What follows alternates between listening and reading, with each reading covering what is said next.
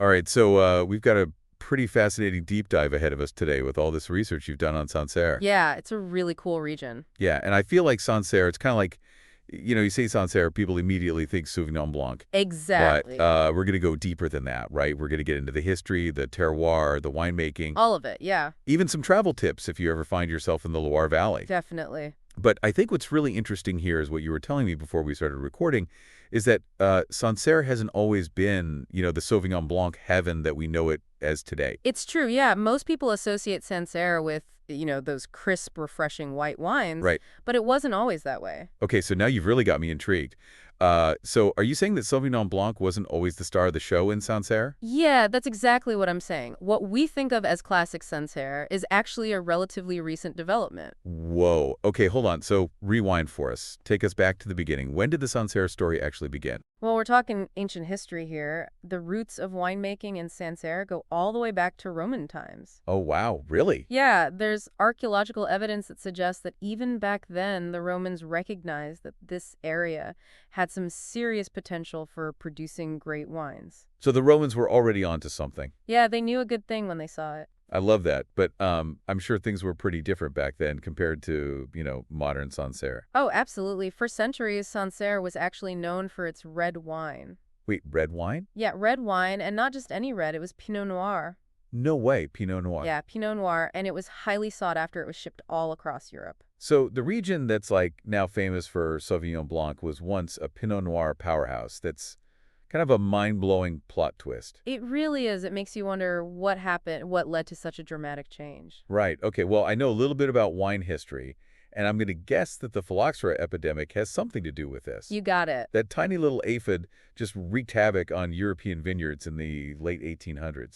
Exactly. And Sancerre was not spared. So phylloxera devastated Sancerre, too. It did. It forced winemakers to replant their vineyards, and in doing so, they had to make some tough decisions about which grapes to focus on. Okay, so that's where Sauvignon Blanc comes in. Precisely, it turned out that Sauvignon Blanc was not only more resistant to phylloxera, but it also thrived in Sancerre's unique terroir. Really? Yeah, it really found a happy home there. Wow. Okay, I'm starting to see how this all connects, but I got to ask, what makes Sancerre's terroir so unique? We know the Loire River plays a big The role, Loire is crucial. but what else is going on there? Well, the Loire River, it moderates the climate, right? It makes sure that the grapes aren't exposed to extremes of heat or cold. Right, right. But it's also shaped the landscape over centuries, and this is what's really fascinating. It's led to this incredible diversity of soils. Okay, so this is where we get into the nitty-gritty of the soil talk. Exactly. I love it, and I think you always say this so well, that soil is like a wine's fingerprint. It is. So what kind of fingerprints are we dealing with in Sancerre? Well, Sancerre is known for three main soil types. You've got Silex, Calottes, and Terres Blanches. Okay, so 3 different soil types, 3 different personalities. Let's break it down. Let's do it. What is Silex, first of all, and what kind of impact does it have on the wine? So Silex is basically flinty soil. Think of it as compressed ancient seabed. Okay. And what's fascinating is that this flintiness, it actually translates into the wine. Really? Yeah, so you get these smoky mineral notes in the wines, almost like gunflint or a struck match. So that's where that distinct minerality comes from in Sancerre. I've always loved that. That's it. That's the Silex talking. It's like the soil is literally importing that flavor into the wine. It really is. And wines grown on Silex, they tend to age beautifully too. They develop even more complexity over time. Okay, so Silex equals smoky, age-worthy wines. Got it. Exactly. What about Cayottes? What's the story there? So Cayottes is decomposed limestone, and it tends to produce wines that are rounder and more fruit-forward.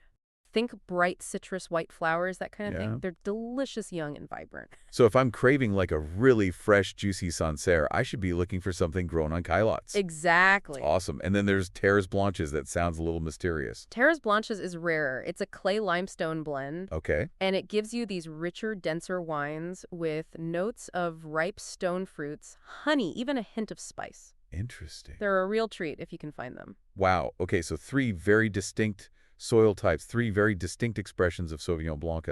Pretty incredible. It is. But I gotta ask, is it all about Sauvignon Blanc, or can we find other grapes in Sancerre? Well, while Sauvignon Blanc is definitely the king of Sancerre, Right. the region does have a bit of a secret identity. You can actually find some fantastic Pinot Noir from Sancerre. Wait, seriously, Pinot Noir from Sancerre, tell me more. Yeah, remember Sancerre has a long history with Pinot Noir. Oh, right, right, right. And even though the focus shifted to Sauvignon Blanc after phylloxera, some winemakers have continued to cultivate Pinot Noir. They held on to it. They did, particularly in certain subregions with clay soils. Okay, so what kind of Pinot Noirs can we expect from Sancerre? Are they similar to like Burgundy Pinot, or do they have their own style? They definitely have their own style. They tend to be lighter bodied than their Burgundian counterparts, with bright red fruit flavors, floral notes, and a refreshing acidity. Interesting. They're a lovely expression of Pinot Noir, especially if you're looking for something a bit lighter and more elegant. This is blowing my mind. Sauvignon Blanc, Pinot Noir. Are there any other surprises lurking in Sancerre's vineyards? Well, if you're really lucky, you might even stumble upon a few Pinot Gris. What Pinot Gris, too? Yeah. Wow. They're quite rare, but some producers are experimenting with this versatile grape, and the results are quite promising. Okay, I'm officially adding Hunt for Sancerre Pinot Gris to my wine bucket list. It's a good one. But let's not get ahead of ourselves. Right. We've talked about the history, the terroir, the grapes, but how are these wines actually made? What's going on in the winery? That's where the winemaker's touch really comes into play. And in Sancerre, you'll find a blend of tradition and innovation. Okay, unpack that for me. What are some of the traditional methods that are still used today? Well, many winemakers in Sancerre are still very much connected to the old ways they might use indigenous yeasts for fermentation. Okay, Those are the naturally occurring yeasts that are found on the grapes themselves. right. And they often ferment their wines in stainless steel tanks to preserve that fresh, pure fruit character. So it's really about showcasing the natural expression of the grapes and the terroir? Exactly. I like that. But you mentioned innovation, too. What kind of modern techniques are being used? So some winemakers are incorporating modern technology like pneumatic pressing, Okay. which is a gentler way of extracting juice from the grapes, and temperature control during fermentation Uh-huh. to ensure consistency and quality. So it's not about, like, technology for technology's sake. It's about using these tools to enhance what nature has already provided. That's the idea. So it's not an either-or situation. It's about finding the right balance between respecting tradition and embracing new ideas. Exactly. And that's what makes Sancerre so dynamic. You Right. have winemakers who are fiercely dedicated to preserving the region's heritage, Yeah, but who are also open to experimenting and pushing boundaries. that makes sense. And it probably explains why Sancerre wines are so sought after. They've got this beautiful blend of, old world charm and new world innovation. It's a winning combination, and it's reflected in the diversity of styles. You'll find you have those classic, crisp, mineral-driven wines, Yeah. but also some that are richer, more complex, even a bit oaky. Wait, oaky? You're telling me some Sancerres are aged in oak? I thought that was more of a Burgundy thing. You're right, aging isn't as common in Sancerre. Right. But some producers do experiment with it, and it can add a really interesting dimension to the wine, bringing out notes of spice vanilla and a rounder texture. Wow, so we've covered a lot of ground here, from ancient Roman vineyards to the phylloxera crisis that reshaped the region, and now this fascinating mix of traditional and modern winemaking. It's quite a story. It's clear that Sancerre is more than just a pretty wine region. It's got a story to tell. It does, and that story comes alive in the glass. Every sip of a Sancerre is a taste of history, of terroir, of the winemaker's passion. You're making me really want to experience this firsthand. What's it actually like to visit Sancerre? What kind of sensory adventure awaits? Well, imagine this rolling hills covered in vineyards, the Loire River winding its way through the landscape, and charming villages perched on hilltops.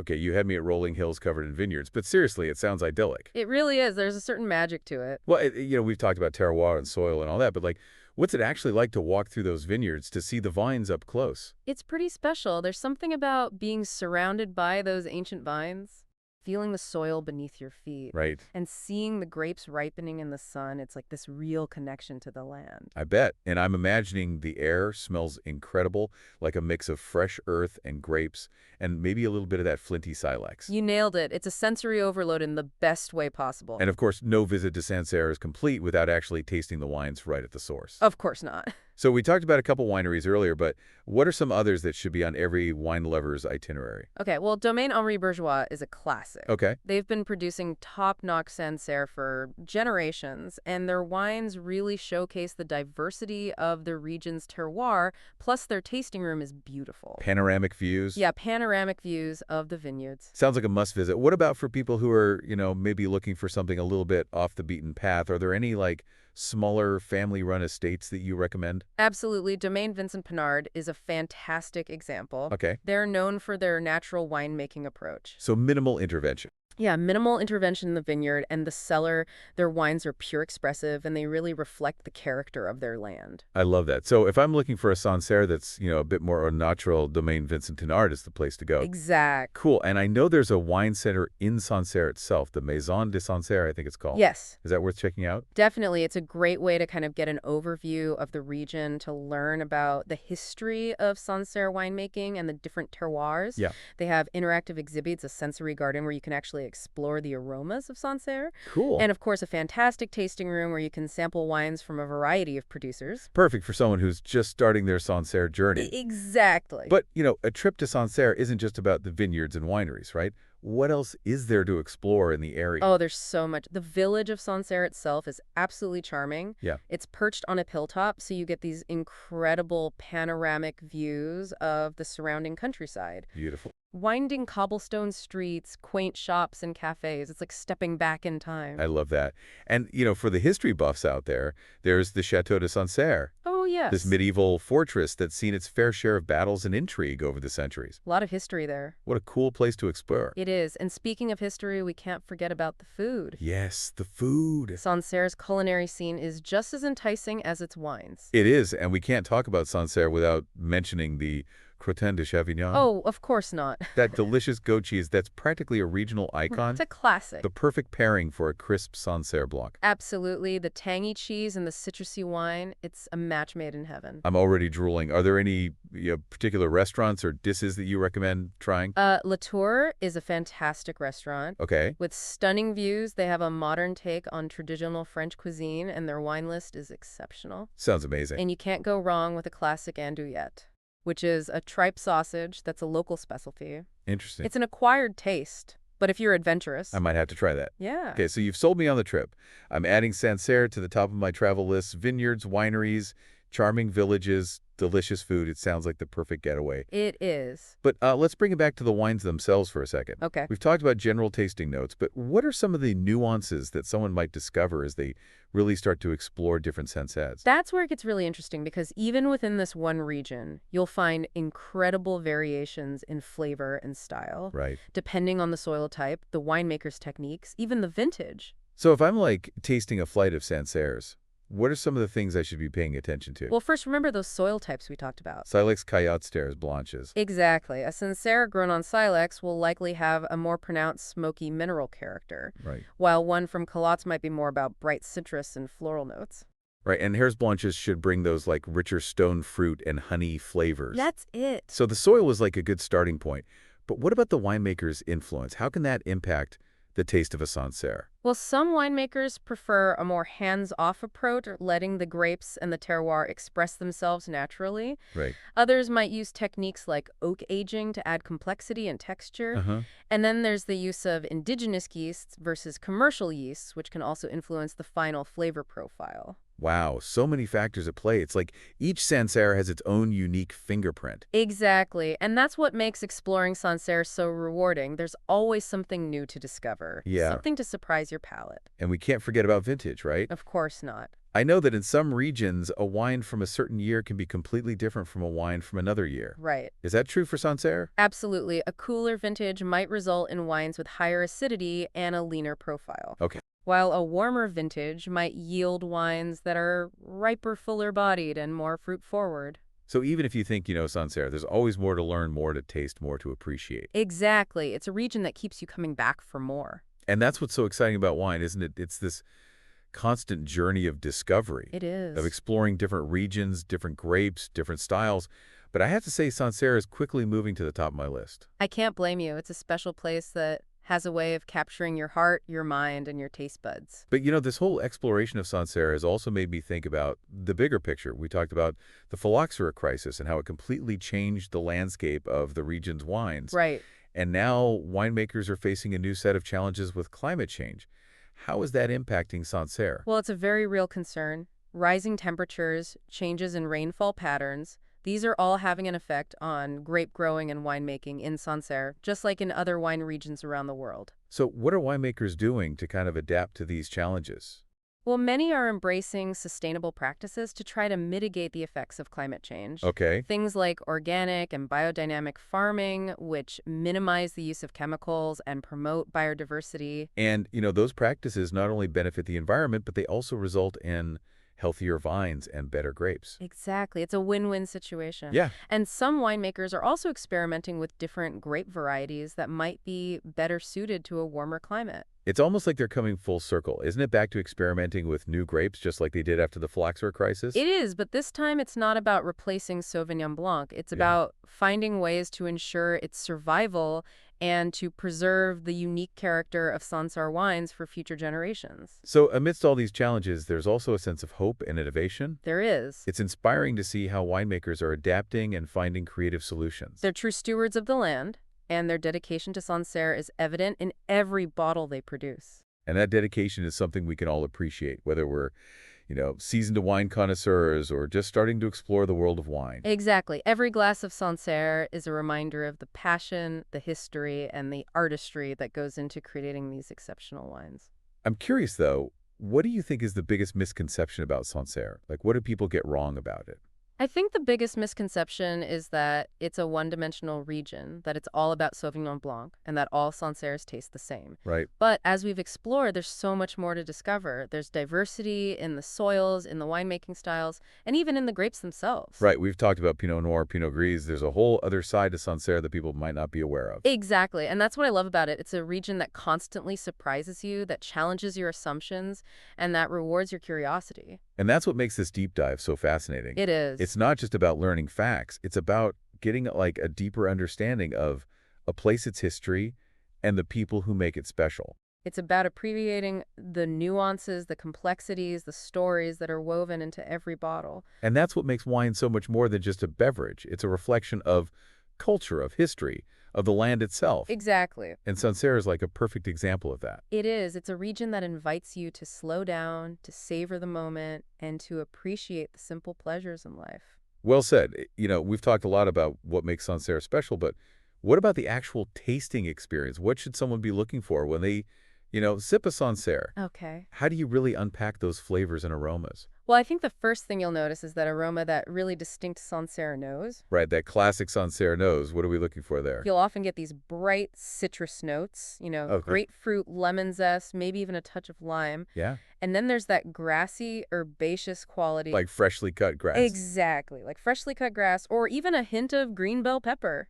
And, I've heard some people describe it as cat pee, too. Is that a good thing? Well, it's certainly a distinctive aroma that some Sauvignon Blancs, especially from the Loire Valley, can have. It's not for everyone, but for Right. many, it's part of what makes Sancerre so unique. Okay, so citrus grass, maybe a little cat pee. What else might we find in that aroma? Depending on the soil type, you might get that flinty mineral quality we talked about earlier. Way right. And some Sancerres, especially those that have been aged in oak, might have subtle hints of spice or vanilla. Okay, so it's a real symphony of aromas. It is. And then what about the taste? What should we expect when we take that first sip? Well, the first thing you'll probably notice is that vibrant acidity Sancerre is known for its crisp, refreshing quality. Yeah, And that's what makes it such a great food wine. I love how that acidity can cut through rich dishes and cleanse the palate. Exactly. What about the actual flavors? Do they mirror the aromas that we talked about? Often, yes, you'll get those citrus flavors, that herbaceousness, maybe even a hint of minerality. Uh-huh.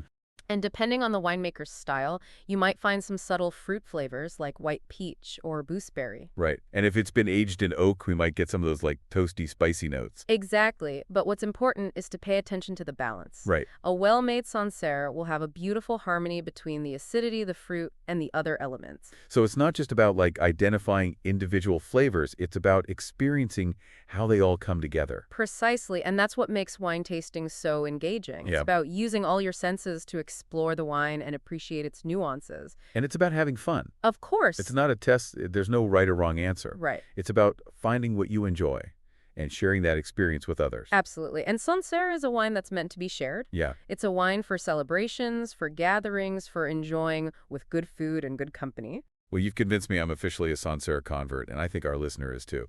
We've covered a lot of ground today, from the region's fascinating history and unique terroir to the nuances of winemaking and tasting. It's been quite a journey. We've explored the different styles of Sancerre, from the classic crisp Sauvignon Blancs to the unexpected Pinot Noirs and even Pinot Gris. Right. And we've even taken like a virtual trip to Sancerre, imagining ourselves strolling through vineyards, visiting charming wineries, and savoring delicious local cuisine. It's a beautiful place. But as we wrap up this deep dive, I want to leave our listener with one final thought to ponder. We've talked about Sancerre's past, its present, and even its future in the face of climate change. Right. But what about your personal connection to Sancerre? What is it about this region and its wines that resonates with you? What makes it special in your eyes? That's a great question for me. Sancerre represents this beautiful balance between tradition and innovation.